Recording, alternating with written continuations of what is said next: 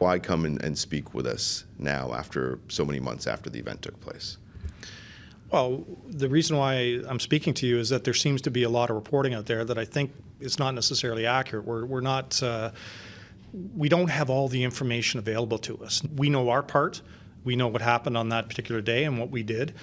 Toronto knows what they did and what they did on that particular day and their part in it.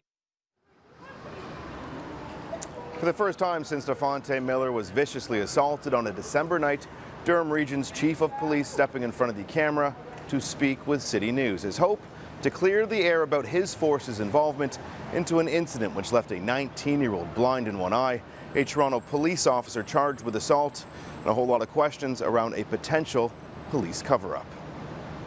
I know there's a lot of speculation out there as far as what happened or what we did or didn't do and what Toronto did or didn't do. Here's a timeline of the chain of events which has entangled two GTA police forces and put their police boards on the hot seat. December 28th, Dafonte Miller is hit with a steel pipe just before 3 a.m. in Whitby. Durham police quickly arrest and charge Miller. They also notified Toronto Police Services one of their off-duty officers may be involved in the incident. April 27th, Miller's lawyer contacts the SIU, which investigates incidents involving police officers in Ontario. May 5th, all charges against Dafonte Miller are withdrawn following a pre-trial hearing. That's what you do. That's what you guys get paid for, man. July 11th, the province's Special Investigations Unit arrests and charges Constable Michael Theriault with aggravated assault, assault with a weapon, and public mischief. The officer is released and suspended with pay. His brother is also charged days later. July 19th, City News reveals John Theriault, the accused father, is a long-time detective with Toronto Police and currently works in the Professional Standards Unit, which handles officer misconduct. That same day, Mark Pugash, the head of Toronto Police Communications, tells two City News journalists Professional Standards was in no way involved in the case. July 28th, Toronto Police Chief Mark Saunders contradicts his head of communications, admitting that Professional Standards was involved and it was their decision not to call the SIU. For your force, if one of your officers was involved and charged in an assault, and his father worked in a department which was investigating that assault, would you have concerns? Would you be concerned about a potential conflict of interest?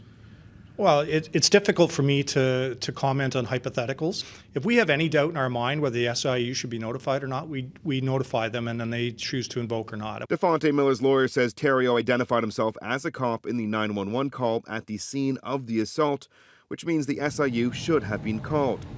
Durham Chief Paul Martin admitting today his team is also conducting an internal investigation of how everything was handled. It's one of those things where we've never encountered this type of situation before. So when you have no precedent, what happens is there was a lot of discussion on that evening. When you don't have any precedent, you refer back to the legislation, and that is that the chief who employs the officer, it's their responsibility or their service's responsibility to notify the SIU.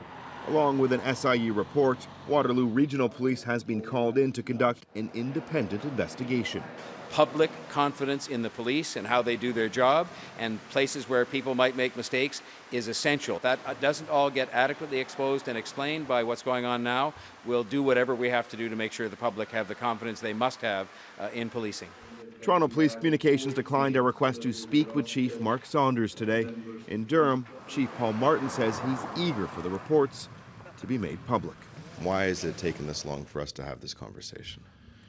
Well, you got to, without getting into the details, we have to appreciate that the subject of our investigation was very different.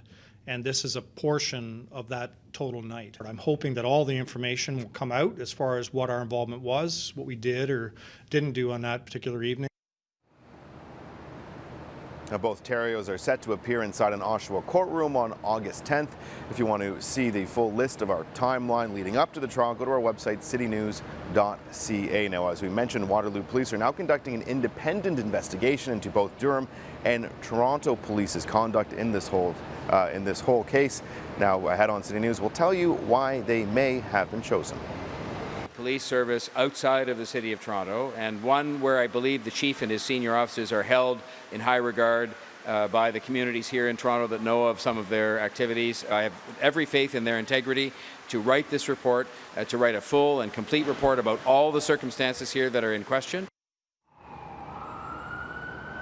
It's a difficult job with everyone watching. The Waterloo Regional Police Service has been tasked with conducting an internal probe into how the brutal beating of 19-year-old Dafonte Miller was handled by both Durham and Toronto police services. The SIU has charged a police officer and his brother in the case. So why was Waterloo chosen? Well, as you just heard the mayor said, that city's top cop comes highly recommended. Chief Brian Larkin is the vice president of the Ontario Association of Chiefs of Police. We've done stories on disciplining officers who have broken the law, and he has been very outspoken about keeping them accountable. Do you feel as though the way that the disciplinary hearings are made public or not is effective in being fair and transparent for the public?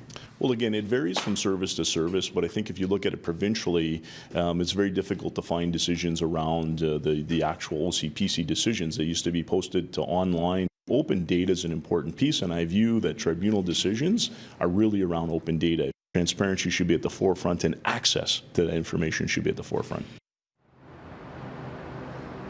Mayor John Tory today saying again that all questions surrounding transparency and accountability will be answered, and if they're not, in the report coming from Waterloo Regional Police, the city or the Toronto Police Board will look at conducting another independent review. Now, for a full list of important dates and a timeline for this case, just head to our website, citynews.ca.